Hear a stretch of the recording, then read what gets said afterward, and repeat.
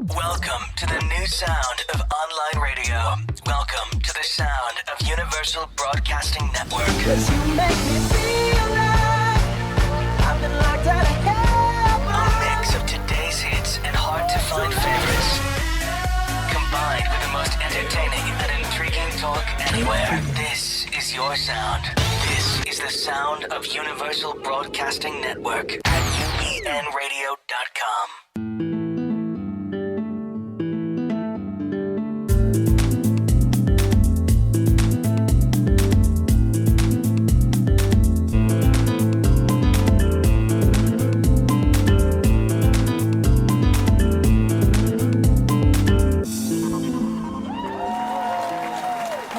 Hello, everybody.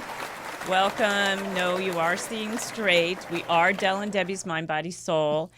I am just Debbie because we have the pleasure of having Del as our interviewee today, and I get to interview her, and you get to hear all about the 3 principles. But before we get started with that, a couple of things. I would like to introduce myself. I'm one of your co-hosts. I am Debbie Carlin Boyle. I am certified as a personal trainer, a fitness instructor, and an integrative nutrition, health, and wellness coach. And I really just help people find the balance in their life with just everything that feeds us, in addition to the food on our plate. And my co-host is Adey-Jones. And Del is a certified transformational coach who also is a teacher of the 3 principles. She's a practitioner and teacher of the 3 principles. And she helps her clients achieve psychological well-being in all the areas of their lives, regardless of their external circumstances. And we want to invite you to be part of our show today you can call in to talk to us at 323-284-7826, or go to our Facebook page where we're streaming right now, make a comment, ask a question to Del. And without further ado, I'm going to again introduce my co-host. Will you please welcome Adey-Jones? Thank you. Thank you. Hi, Del. Hi. It feels funny not to introduce myself, but I like being introduced. I know. You should carry on doing that. Yeah, let's do that. We can just bounce back and forth every week. Exactly.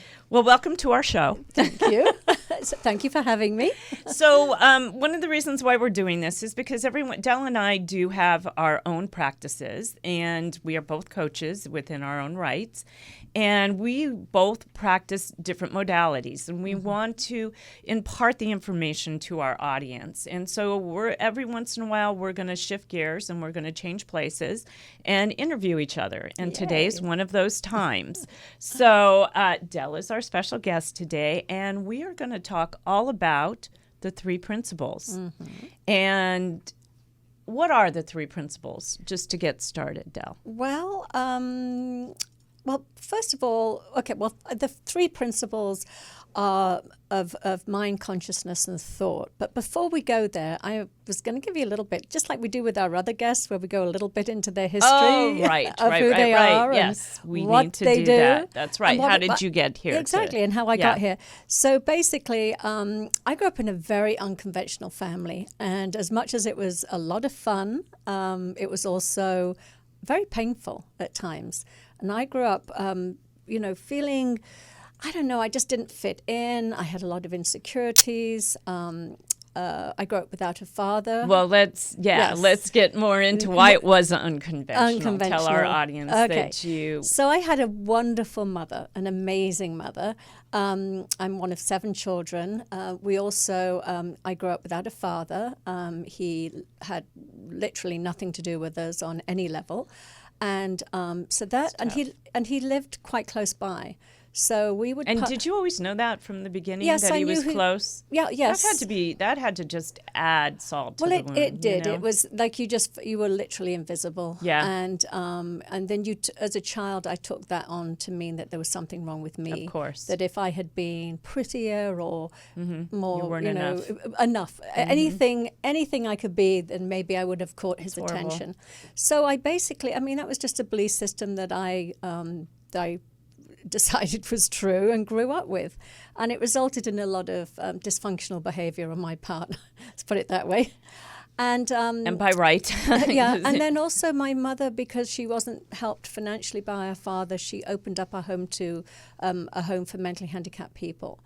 And at one point when we were very young, we all lived in little caravans. The American word is trailers, but tiny little trailers in our backyard while she converted our home into a home for mentally handicapped people. And that's doubly tough. That was tough too. But then she was so amazing. And before we knew it, by the time I was 9 years old, we were moving into a giant, great big mansion full of about 50 residents at the time.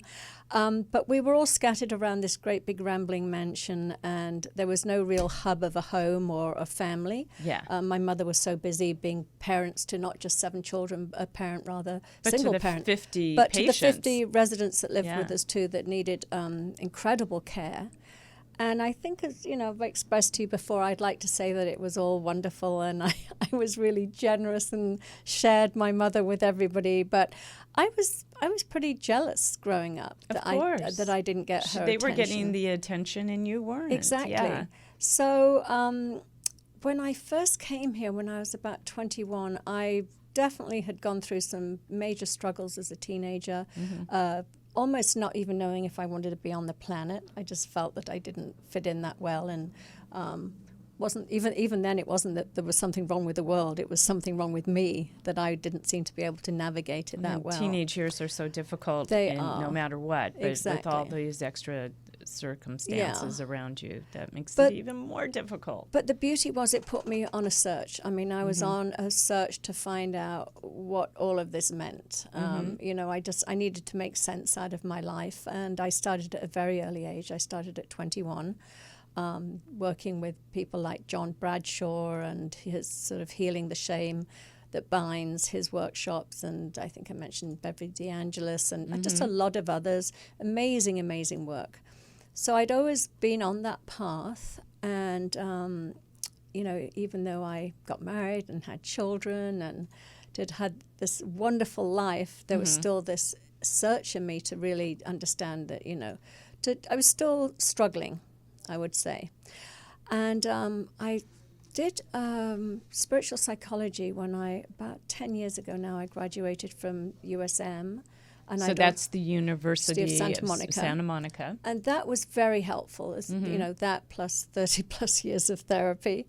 Yeah. All of these things really contributed to me having a highly functional life, given you know. And how so? What did it help you do? What do you think is the main thing that really helped you to move forward and Well, overcome and know you are enough? I mean, you just, especially at USM. I mean, it's a 2-year program, and it's experiential. So you're going, you're talking about your issues again and again and again and again. And there was definitely movement. I definitely highly recommend it. It was a wonderful program. Everybody that's gone through Yeah, it says the it's same wonderful. thing. Yes. But there were a couple of other things that were really, really helpful for me too. And one of them was I worked with Debi Ford, and we did a lot to do with the shadow work. And what's that? So Carl Jung, he talks about the shadow being the part of ourselves that it's the disowned aspects of ourselves, either consciously or unconsciously. It's the traits that, you know, society says are bad or undesirable. They are the ones that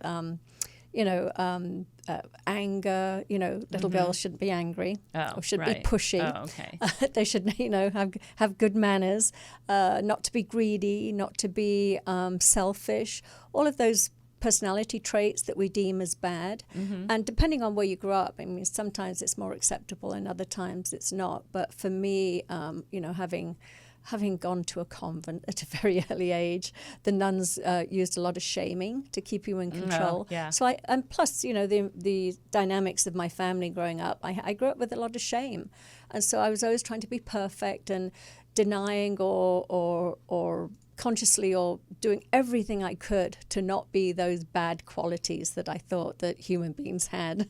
Right. And what the beauty of the shadow work is that you get to reclaim all those qualities. It's just part of our humanity. There's nothing wrong with being a bit greedy sometimes, and there's nothing wrong with, you know, being angry, if you're being hurt or something is happening, there's nothing wrong with those very natural responses. Or to speak up and say, that's not appropriate. It's like, again, in England, it was very much sort of, be Not quiet. proper, Don't upset an adult. Talk unless you're spoken exactly. to, kind of and thing. the adults were always right, and know your place and things like that. That would be very frustrating. Yeah. But it seems that doing that also, it's all within respect of what what's the word I'm looking for? It's like cultural norms. Yeah, We're conditioned. I mean, the point exactly. is we're conditioned. Yeah. And there's nothing wrong with it. I know we all need to sort of behave ourselves in certain places and times. Yeah, but at the same time, if it's really damaging you at your core and you believe that you're bad if you have those very, very natural traits, then it's not good. No. And what I loved about the shadow work is it really did just... we got to embrace all aspects of ourselves. But anyway, those are two sort of things I went through. And what I'm getting to is it was really when I discovered the 3 principles that it made the most incredible shift in my my understanding of myself and how I show up in the world. Which is great, because that creates how you can help others and how they show up in the world. And again, as I say, there are layers. I mean, I did so much work with all the other, as I say, 30 years of therapy, and all the other training I did was definitely worth me going through. And for me, the 3 principles was just the sort of icing on the cake. Right, they just hit the absolutely. spot for you, literally. Yeah. So going back, and now that we know your roots and what brought you here, so what are the 3 principles, and then we'll get into all of it. Okay, so I'll preface this by saying don't pay too much attention to what I'm going to say now, because the understanding of the 3 principles, originally there was a Scottish welder called Sydney Banks, who in 1973, he had what was described as an enlightenment experience, a spontaneous enlightenment experience, where the way that we as human beings see life, it became very clear to him. And what became clear to him is nothing, it has, it's not that he discovered something new. It's a lot of world religions and spirituality will point in this direction. But the way he saw it was in such an incredible, simple way. And he was a cynic, right? He was very negative and cynical. No, I wouldn't say he was negative. He had a 9th grade education. Okay. He just wasn't very worldly. He'd never shown any interest in spirituality or psychology. He was a simple man, a very ordinary man. Basic. And he was, going through some issues in his marriage, and he had gone to see somebody speak. So it was recommended, this guy's really good with relationships.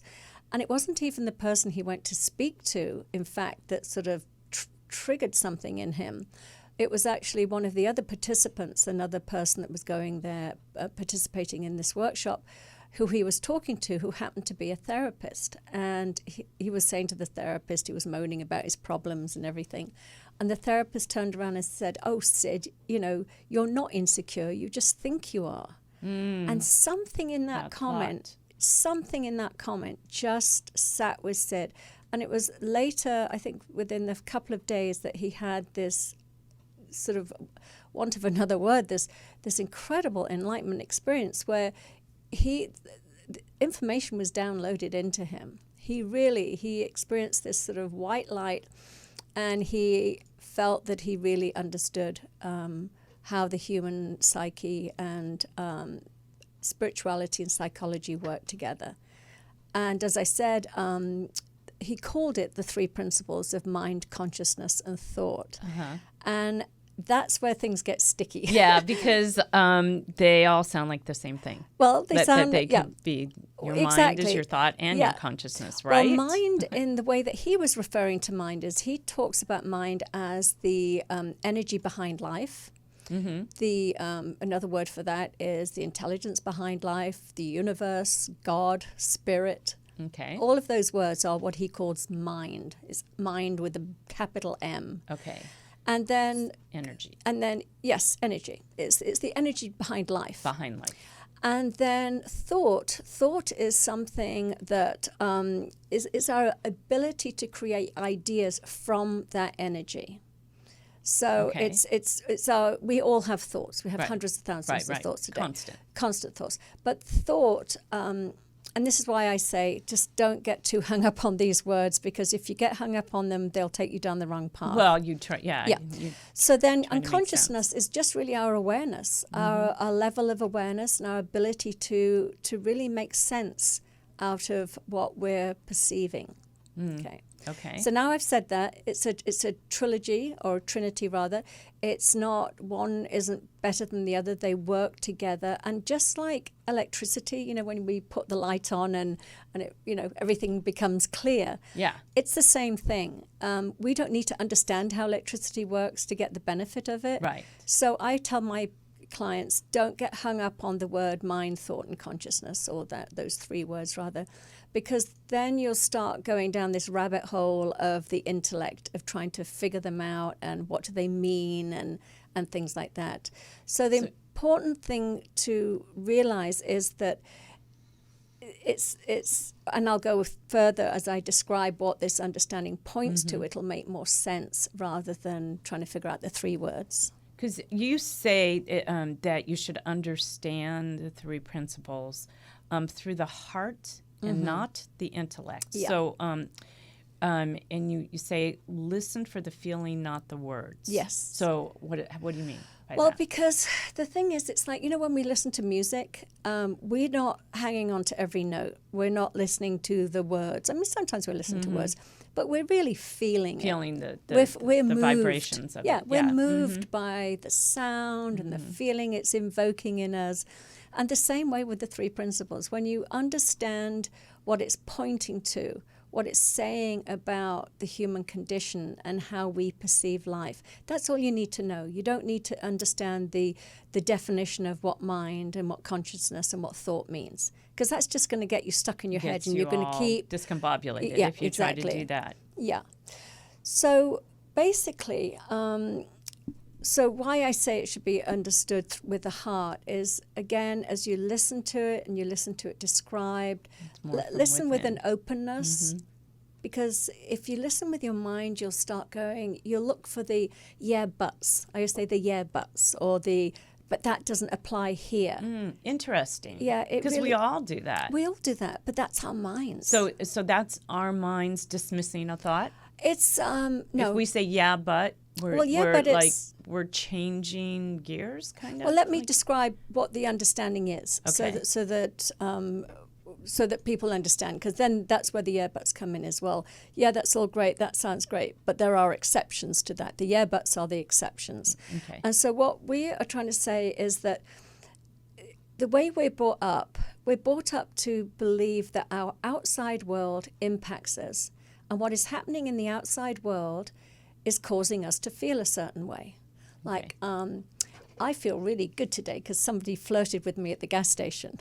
Or I feel awful today because, you know, my children didn't listen and they don't respect me. Now we are, or I lost my job, so therefore I'm really sad. Or my boyfriend broke up with me and I'm devastated and nobody will ever love me again. Now, and we have all these feelings of disappointment, hurt, a rejection, and all of these feelings, and we think those feelings are coming from the outside, or our anger is because my children aren't listening to us, or our upset rather. When in fact they're coming from the inside. Well, out, they're coming 'cause from the you- inside. Not to say that the outside world isn't happening outside of us, it is. But clearly, you know, we have control. we have, well, it's not so much that we have control. What it is we all respond differently. You know, they used to say, well, like two children or twins, they used to say, let me describe it this way. So if it's all the outside in, then how do you explain that twins growing up in the same family, one can suffer from debilitating depression and the other one can be I'm the extrovert twin. I'm the one that, you know, is happy all the time and so joy. it's clearly not just the environment they're in. It's how they perceive the environment they're That's in right. and what they make of it. Yes. And so the reason I'm saying that, so we call that the outside in, is when we feel that the outside is causing our emotions. And Versus what we the inside out, Yeah. which is knowing that we things are happening in our environment, we have a thought about what is happening in our environment. Either that's good, that's bad, that's, whatever. Immediately, almost simultaneously, we have an emotional reaction to that. So it seems like it's coming from the outside in, but it's actually coming from the thought we're having in that moment about what's happening on the outside. And do people, so the question would be, when you do attach an emotion to the thought, are we trained to do that from early it's just childhood? natural. That's immediate. Okay. Immediately. It's immediate? Yeah, and we have no control over that. We have no control. Not initially. We have a thought, we have a feeling. But what this awareness points to is that, let me just say another thing. We have those hundreds of thousands of thoughts that just keep flying through us as I hit the mic. Right. But there's certain ones that stop and grab us, right? Exactly, because that's our human nature. It'd be lovely if we remembered all the good thoughts, and we do. Yeah. But we tend to focus on some of the more negative thoughts. I think it's due to our survival instinct. I was going to say. Yeah, I think it's got something to do with the things that we know we have to work on, because the good thoughts just kind of flow. Yeah, but sometimes too we attribute all our power to the outside. Even if we're having good thoughts, we'll say things like, or the good thought is coming because I met the perfect guy, or I have so much money in the bank, or I just bought myself a new sports car, or whatever it is. We're aware that we are having good thoughts, but we attribute it to something outside of ourselves. As equally so as when we're having negative thoughts, we attribute it to outside of ourselves. We blame too. Well, exactly. Negative thoughts always for me, and this is where the practicing three principles come in. Could be really good for me. Is my negative thoughts tend to be thrown off on somebody else, that they're the reason for them. Yeah, exactly. Yeah, and most of us do. Different. It is the human condition. We do. It's our defense mechanism. It's like, but what happens then is we waste all this energy trying to change the other person or the external event so that we can feel better. And what we don't realize is that if we just understand that the reason we feel bad in that moment is because we're having a negative thought. And this is not positive psychology. This is not saying that you've got to change every negative thought into a positive thought. It's not saying that at all. It's actually just acknowledging that we are constantly getting new thought, constantly coming through us. And what it's saying is, don't be at the mercy of those thoughts. Know that our natural state is to be in harmony, is to be in happiness, is to experience self-confidence, is to have peace of mind, self-acceptance, joy, happiness. That's our natural set point. And the only thing that ever takes us away from that is when we believe a thought that is saying that's scary, or and then we give a life to that thought that takes on, that manifests more negative thoughts that keeps you from moving forward. Keeps you from that joy and that happiness. But what happens is, if we just know that it's just a thought, and just as much as the good thoughts come in, the negative thoughts, they just flow through us. We have no control. We don't get to choose what thoughts come through us. We do have a choice on the ones we want to hang on to, and ones we want to experience more of. But when they just pop in and it's like we feel, down for a moment or whatever it is, we don't fight that. We don't go, oh, okay, how can I change that into a positive thought? Or let me analyze that thought. Where did that come from? Oh, it came from my childhood. It came from that person. We just go, oh, we're having a negative thought right now. And it's going to pass, just like all thoughts pass. They flow through us. Some scientists say they flow through us at, I think it's 25 to 50,000 to 100,000 even, I've heard. Thoughts, random thoughts going through us every day. Is that what you mean when you say we're living in the feeling of our thinking? Yes. So it's all, we have to have a thought to have a feeling. Right. So we think it's coming from the outside, but it's not. It's coming from a thought. Right. So when I say we're living in the feeling of our thinking, depending on our thinking, that will be how we are experiencing life. And sometimes, those thoughts can be negative and we will feel like shit, Yeah. to be honest. But if we're having a good thought and we feel good, then that's to do with that. So yes, so we are literally, the way that we view life is moment to moment, thought by thought. Experiencing our reality. Our reality. And if we want to I don't want to say manipulate because that's not a good word. No, you just, but if we want to guide, if you will, like our thoughts to let it be fleeting if it's negative, is there a practice for that, a meditation? Is there a way? We don't, there's no tools, no gimmicks, no meditations. I always say we sort of almost live from a meditative point. So 'cause when we meditate, we usually sort of, focus on the breathing, allow the thoughts to float through, notice when you're attaching to a thought, and then come back to the breath and get centered. So, but we actually say that this is how we live our lives. I mean, there's no need to pay attention when you feel good. I mean, feel good. Yeah, just enjoy the moment. Enjoy the moment. But if we feel, we're not feeling so good, we're aware that it's coming from a thought, but instead of, like I say, analyzing that thought, where did that thought come from? The more energy you put on it, the more you make it stick around. Okay. The more that you can just like in meditation, the more that you can say, oh, I'm believing that thought right now. I'm putting a lot of, importance on that thought. We just go, oh, I see that I'm really attaching to that thought. Let me come back to center and know that thought will pass. I don't have to do anything about it. We naturally will go back to that incredible, we call it an innate well-being, that place inside of us that exists in all of us, where we have that beautiful peace, calm, peace of mind. We feel wonderful. So when the saying time heals, is that relative, or should this not, it shouldn't be given time. It should just be. I'm not going to get into the whole time doesn't exist. But time heals. I think it's funny you should say that, because yes, I suppose what it means is, the time it takes for a new thought to come in, it won't feel the same. Okay, right. But it's not to say that those thoughts won't revisit us, that, the second we're not thinking something, say we're thinking about, say, an ex-husband or something, and there's some pain around that. Not Debbie. Are you looking at me? No, I'm not looking at you.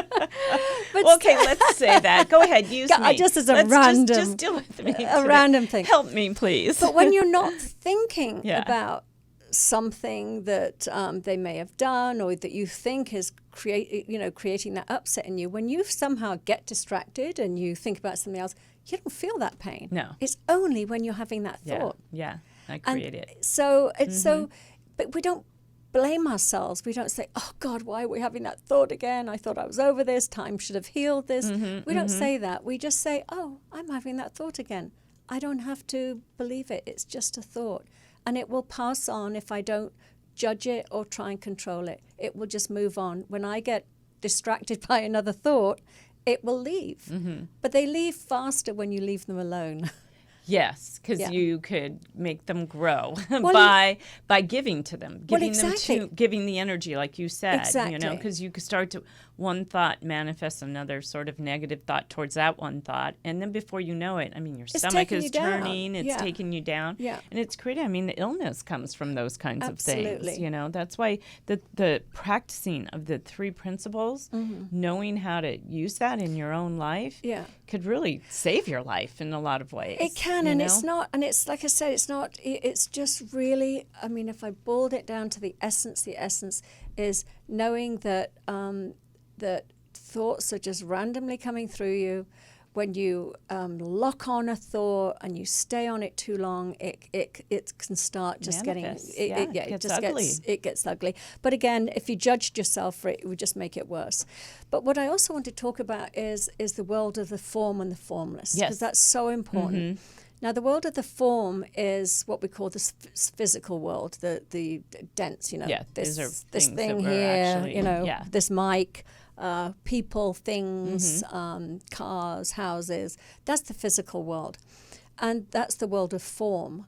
And underneath that is the world of the formless, which is the spiritual realm. And that's the energy in which all form comes from. It's, formless turns into form. Okay. But that formless energy that runs through all of us, it's what's we're all made of. We've all connected at that level. Nobody is any better than anybody else. That place of the formless is where we connect to our, divine guidance, our wisdom, our insight, new thought, inspiration, synchronicity. I mean, so many incredible things come from that place. And that's the place we're all equal. Right. And what I say that for is that, the human condition of us, believing our thoughts, these thoughts just rush through all of us. And when we believe our thoughts and they make it mean something about us, like, well, I keep having insecure thoughts. I keep hearing the thought that I'm not good enough. That must mean I'm not good enough. You don't own that thought. That's a random thought that comes through anybody. Right. And what we do is, if a thought happens a lot, we give it more value than it is. We give it more permanence. We say that must mean something about us. If I keep having this thought. And what I'm trying to say is that those are just human thoughts. Doesn't mean anything about us. And when thoughts that, a lot of times, distracting thoughts come from worrying about something that hasn't happened yet. Like an event or a job-related thing or meeting somebody new or, getting up and speaking. It's all this you can place a lot of energy on thought that can kind of bring you down based on something that hasn't happened, on worrying. Well, exactly. And all worry is doing is going back into the past and going into the future. So when you have definitely, unless you literally have that saber-toothed tiger here in the studio, we are not in danger right now. Well, then you would know better. Yeah. Well, exactly. But it's our thoughts. Yeah. And when we go back into history and go, but this happened and this happened and this made me feel this way. So, of course, it's going to happen because it's the what ifs, right? Exactly. But that's going into the past and it's going into the future. Very, very rarely when we're in the present moment are we ever distressed, ever. All our distress comes from our thinking. And it comes from that busy, busy mind. So if you can just realize that those thoughts just will flow and you stay centered and you stay still, you will have thoughts, but they're wonderful, fresh thoughts in the moment. Yeah, because we have to plan. Well, we have to use our thoughts to plan. Exactly. We have to do our work, and we have to. We do, but if we over stress and over plan and get ourselves all so locked. Many people like that, and I'm sure I've been accused of it. Yeah, but just getting locked into those. I, as this human being, have to figure it all out and strategizing and stressing and planning, and you sort of clutter your mind. I'm going to use my wonderful little snow globe here to demonstrate that. Right. So okay. So I don't know if you can all see this here, but this is what the mind is when we you're on camera. You can see it. Lock down into we've got to figure it out and what does this mean and why am I still doing this, and we just got that's called busy mind. Wow, right there. That scares me. Yeah, because you can't see anything. Yeah, you're in a state of stress, anxiety. Or depression or whatever. You can't think clearly, you can't think straight. The more that you just trust that those thoughts will flow and that when you're connecting to that beautiful, peaceful place from within, you will get, as I said, incredible insight, incredible wisdom, incredible guidance, clarity, and it's all specific to you. We all have this. See how it's beautiful and clearing here? We all have access to that amazing divine guidance within us.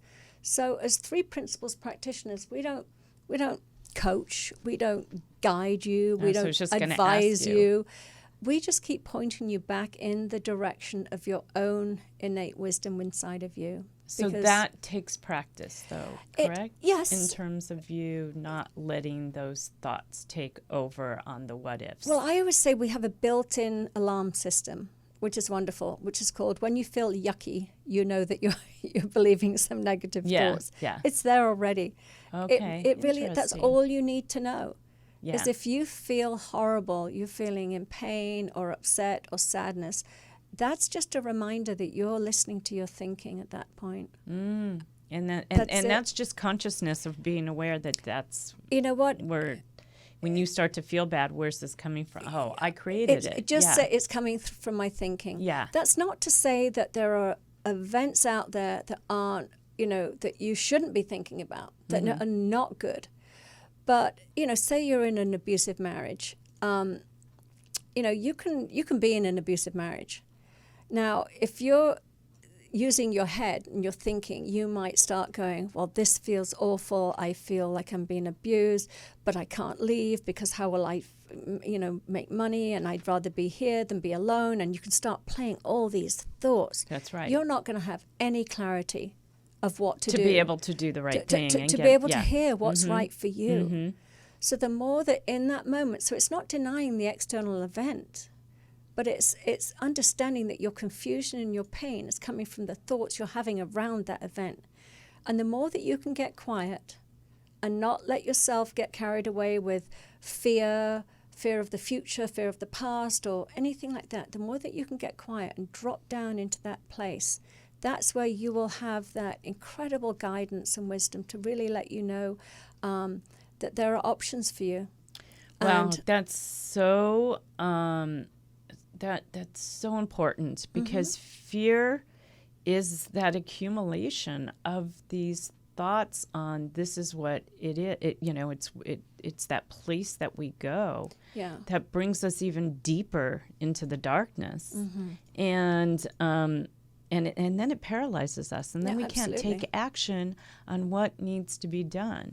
And then that same mantra that goes over and over, if it's one particular thing that's bringing you down, it's not the thing on the outside, it's you on the inside that's bringing you down. It is, and it can, again, because somebody might just look at that situation and go, I'm getting the hell out of here. This is abusive. I'm not sticking around.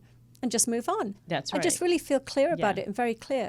Another person might stay there and suffer the abuse because they're thinking, I can't survive on my own. This is, nobody else will love me. This is all that I can get.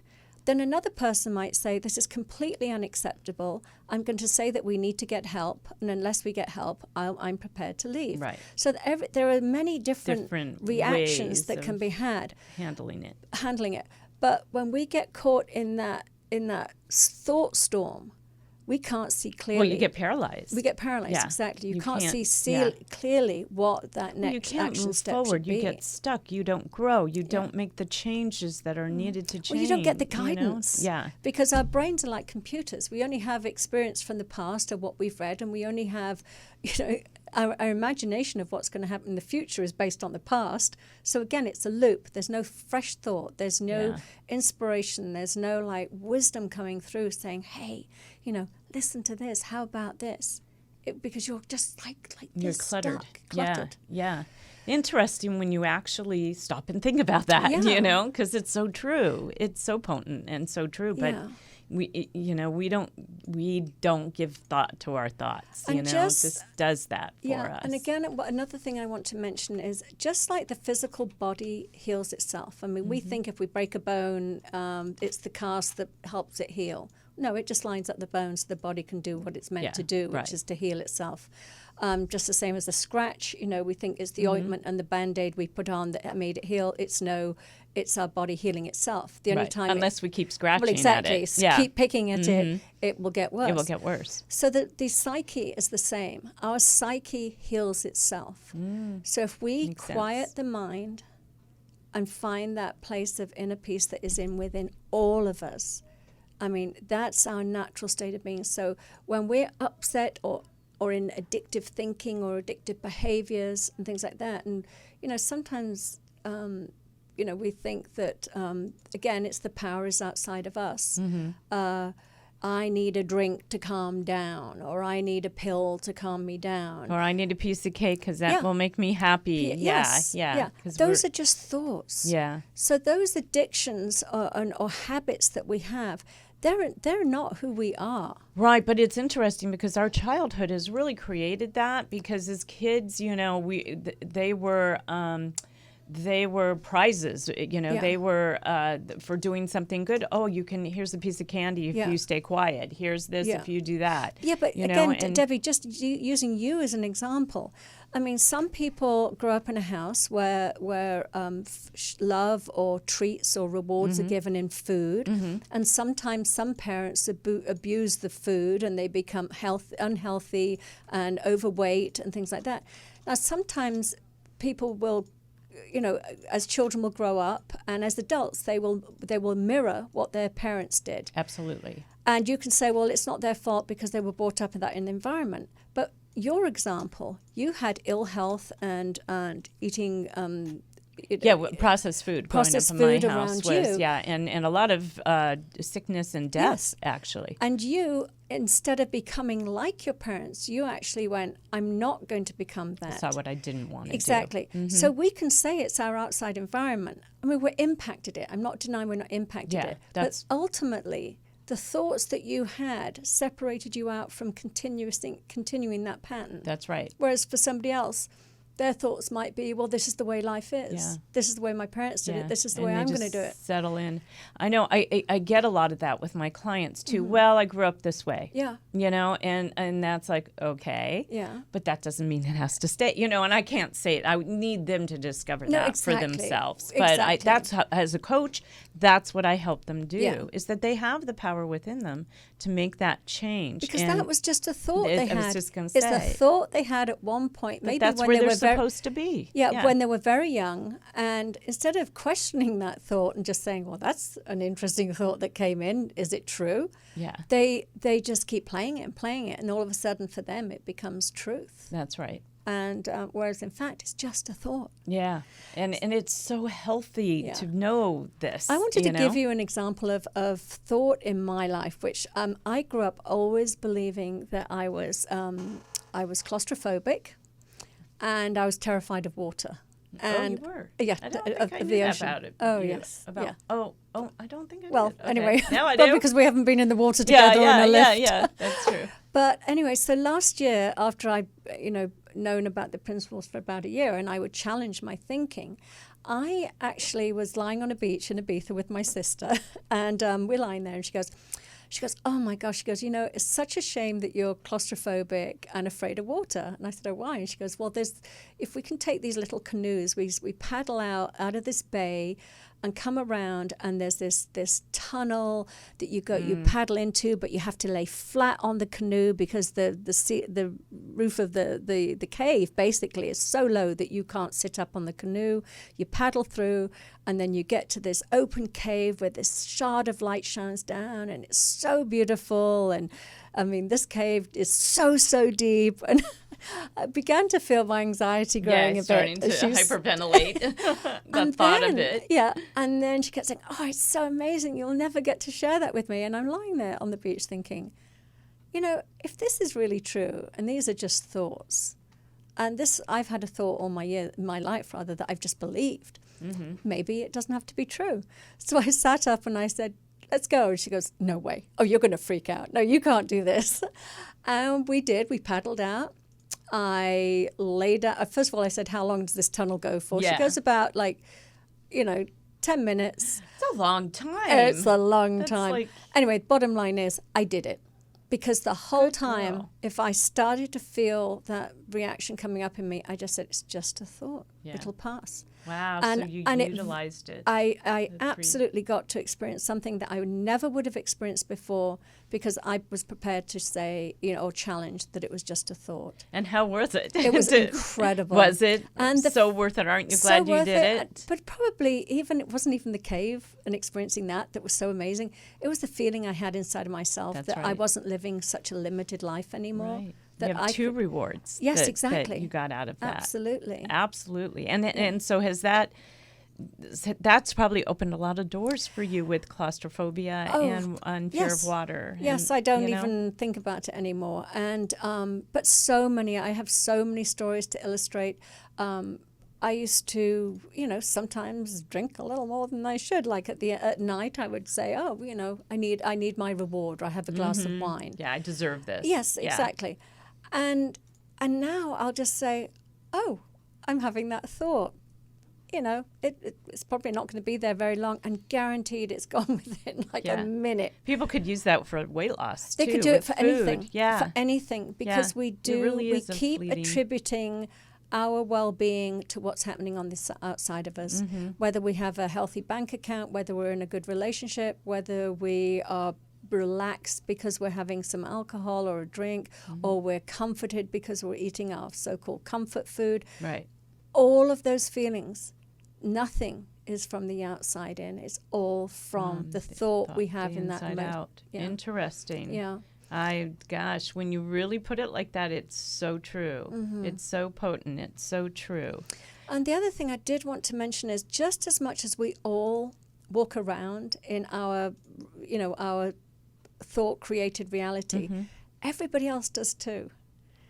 So, yeah, and we don't really give a lot of just a lot of thought to that. You know, we don't. We just assume that people are the way they are, and we believe that there's a world out there that we're all viewing, and that usually we believe that our view of the world is the right view. Yeah. And if somebody else is not viewing it the same way we are, we feel like, what's wrong with you? How can you not? Yeah. Well, have the same we have view. some leadership right now like that. That's, well, exactly. Yeah, it's such a trickle-down effect, too, to have that kind of so ego. what I'm saying is what you do, why is this so helpful, not only it's helpful in all areas of life. I mean, I've touched on addiction. It's helpful in business. It's helpful in relationships, in parenting, in so many areas. Yeah. But just a brief one, because we are going to do a series of these talks where we're going to really go deep into each thing. But when you recognize that there is no real out there, that your perception of reality is actually created in the way that you're looking at life, through the lens that you're looking in, everybody else is doing the same thing. So you really sort of let go. You have to kind of give them a pass in some ways. Absolutely. Yeah. I mean, And just as you give yourself a pass, you give everybody else that's one. Yeah. Because there is, Get it. you really just go, okay, just like I am, they are viewing it through their lens. That's right. And there is no real right or wrong out there. Yeah. It's just the way you so perceive it. So again, we're getting back to it, but really it's fear that creates the need to be right, or to I think that to be bossy, or to tell people to I think it's pawn ignorance. off what you're okay. I just think it, and I don't mean ignorance in a bad way. I just mean literally. Fear and ignorance, kind of. Well, no. I just think they it's work together. Ignorance in the sense of ignorance that they don't understand how the world works. They still believe that there's an event out there that's happening, that's real, and the way I'm seeing it is the right way, and the way you're seeing it is the wrong way.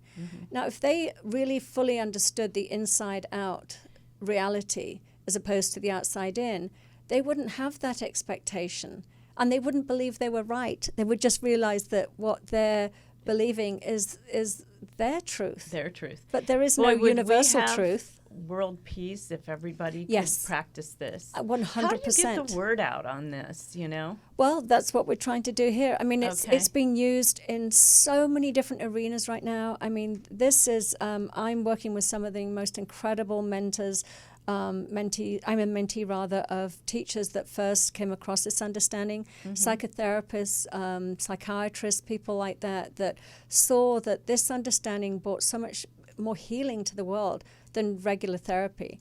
I mean, they say if you've got a burnt hand, therapy is like you have a wound, a childhood wound. It's like putting a burnt hand back on the stovetop and saying, well, if we keep revisiting it, it's going to make it better.